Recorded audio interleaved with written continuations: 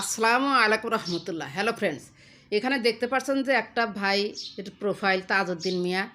ভাইটার প্রোফাইলে pay out সমস্যা হয়েছে, বড় ধরনের সমস্যাই হয়েছে।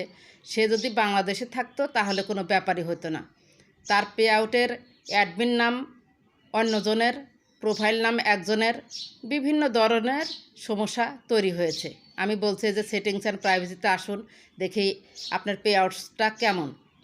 এই যে নিচে রয়েছে settings and privacy, settings and প্রাইভেসিতে ক্লিক করলো। এরপর উপরে রয়েছে সেটিংস আইকন, সেটিংস আইকনে ক্লিক করুন। এরপর নিচে চলে যাবেন, সরাসরি নিচে গিয়ে দেখবেন হচ্ছে পে আউট সেট আপ রয়েছে। পেমেন্টসের মধ্যে পে আউট সেট আপসে আপনি ক্লিক করুন। নিচের দিকে দেখতে পাচ্ছেন পেমেন্টস, এর মধ্যে রয়েছে পে আউটস। পে আউটসে আপনি ক্লিক করুন। এখানে ক্লিক করার পর এখানে দেখতে পাচ্ছেন যে verified documents to receive pay outs. Document submit করলেই হচ্ছে সে পেমেন্ট পাবে। এরপর রয়েছে আপলোড ইউর আইডি অথবা আপলোড ইউ ব্যাঙ্ক স্টেটমেন্ট, মানে নিচের দুইটা থেকে কোনটা আপনি হচ্ছে ভেরিফাই করার জন্য ইউজ করবেন। এনআইডি কার্ড দিবেন নাকি ব্যাঙ্ক স্টেটমেন্ট দিবেন। এনআইডি কার্ড দিয়েও সাবমিট করা যায় অথবা 6 মাসের ব্যাঙ্ক অ্যাকাউন্টের যে ব্যাঙ্ক স্টেটমেন্ট থাকে সেটা দিয়েও সাবমিট করা যায়। এখানে দেখতে পাচ্ছেন verified documents to receive payments. এখানে সমস্যা হলো আপনি দেখলেন যে তাজউদ্দিন মিয়া তার প্রোফাইল নাম, আর ব্যাঙ্ক অ্যাকাউন্টটা দিয়েছে হচ্ছে তার বইয়ের নামে সালেহা খাতুন। তাহলে ব্যাঙ্ক অ্যাকাউন্ট নাম এবং প্রোফাইল নামের কিন্তু কোনো মিল থাকলো না। ফেসবুক এটাকেই ধরেছে, যেখানেও দেখতে পাচ্ছেন your lost access to some monetization programs, এখানেও ইস্যু ধরিয়ে দিয়েছে। এখানে লালে লাল হয়ে গিয়েছে verified documents to receive payouts, your profile lost access to some monetization. অর্থাৎ যেখানেই হাত দিবেন সেখানেই এই প্রোফাইলটার সমস্যা।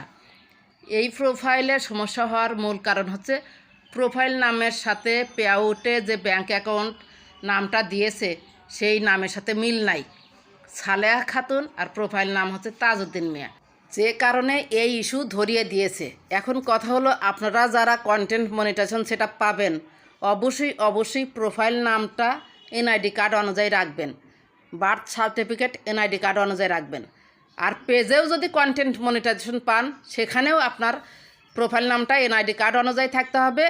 প্রোফাইল নামটা যে নামে সেই নামেই আবার ব্যাঙ্ক অ্যাকাউন্ট নামটা থাকতে হবে। অনেকেই নতুন বুঝতে পারেন না, প্রাথমিক পর্যায়ে কন্টেন্ট মনিটাইজেশন পেয়ে নিজেই পে আউট সেট আপ করতে গিয়ে ভুল করে ফেলেন এবং অন্যকে ব্যাঙ্ক অ্যাকাউন্ট দিয়ে দেন। এই প্রোফাইলের পে আউট সেট আপ ঠিক করা যাবে। সালেহা খাতুনের নামে যে ব্যাঙ্ক অ্যাকাউন্ট সেট আপটা দিয়েছে, আগে প্রোফাইল নামটা চেঞ্জ করতে হবে, সালেহা খাতুন নামটা লিখতে হবে, মানে প্রোফাইল নামটা সালেহা খাতুনের নামে হতে হবে। তারপরে তার ভিতরে যে জন্ম তারিখ সালেহা খাতুন এনআইডি কার্ডে যে আছে সেই জন্ম তারিখটাও সালেহা খাতুনের দিতে হবে। তারপরে বাংলাদেশে যেহেতু সালেহা খাতুন রয়েছে তাকে অ্যাডমিন আইডিটা দিয়ে দিতে হবে, মানে লগ ইন করতে হবে। লগ ইন থেকে সে যদি এনআইডি কার্ডটা সাবমিট করে তাহলে সে এই ইস্যু থেকে মুক্তি পাবে, নইলে পাবে না। অথবা সে যদি মানে রিসেন্ট বাংলাদেশে আসে তাহলে তো মানে নিজেই করতে পারলো। আর একটা উপায় আছে যে তাজউদ্দিন মিয়া তার প্রোফাইল নামটাই থাকলো, কিন্তু তার কাছে তাজউদ্দিন মিয়ার আসল এনআইডি কার্ড থাকতে হবে। কিন্তু তাজউদ্দিন মিয়া ভাইয়ের কাছে আসল এনআইডি কার্ডটা নেই, সেটা বাংলাদেশে রয়েছে, যে কারণে আমরা একটা সাবমিট করেছিলাম, সেই সাবমিটে কাজ হয় নাই। সো বুঝতে পারলেন যে কত বড় একটা সমস্যা হয়েছে। কন্টেন্ট মনিটাইজেশন এখন কিন্তু দিচ্ছেই না, মানে অনেক প্রোফাইল বা পেজে দিচ্ছে না। ভালো কন্টেন্ট তারা আপলোড করে, ভিউজ রয়েছে, ফলোয়ার্স রয়েছে, কিন্তু এখন কিন্তু অ্যাভেলেবল অনেকেই কন্টেন্ট মনিটাইজেশন সেটা পাচ্ছে না।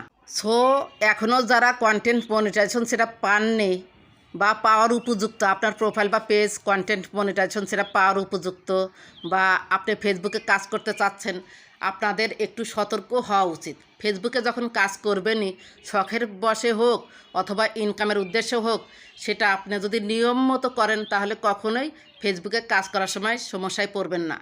নতুনদের জন্য বলছি, আপনারা প্রোফাইল বা পেজ নিয়ে যেটা নিয়েই কাজ করুন, প্রোফাইল নামটা এনআইডি কার্ড অনুযায়ী করবেন, এনআইডি কার্ড অনুযায়ী জন্ম তারিখ দিবেন।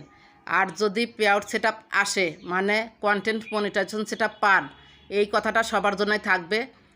ওই রিলেটেড, মানে ধরুন আপনার পে আউট সেট আপ এসেছে, ফেসবুকের bank pay out set up কীভাবে করতে হয়। মিনিমাম 5-6টা ভিডিও দেখবেন।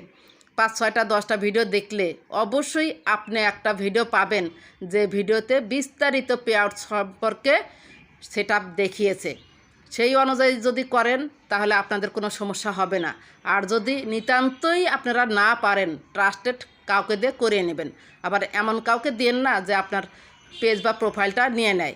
এরকম কিন্তু অনেকেরই হয়েছে যে পে আউট সেট আপ করতে গিয়ে বা পেজের সেট আপ করতে গিয়ে আপনি তাকে লগ ইন করেছেন, পরবর্তী তাকে সমস্ত ইনফরমেশন দেওয়ার কারণে সে আপনার পেজ বা প্রোফাইল নিয়ে নিয়েছে। সে কারণে আমি বলছি সতর্ক হয়ে জেনে শুনে বুঝে তারপরে হচ্ছে আপনি লগ ইন করবেন বা অ্যাডমিনের পারমিশনটা দিবেন।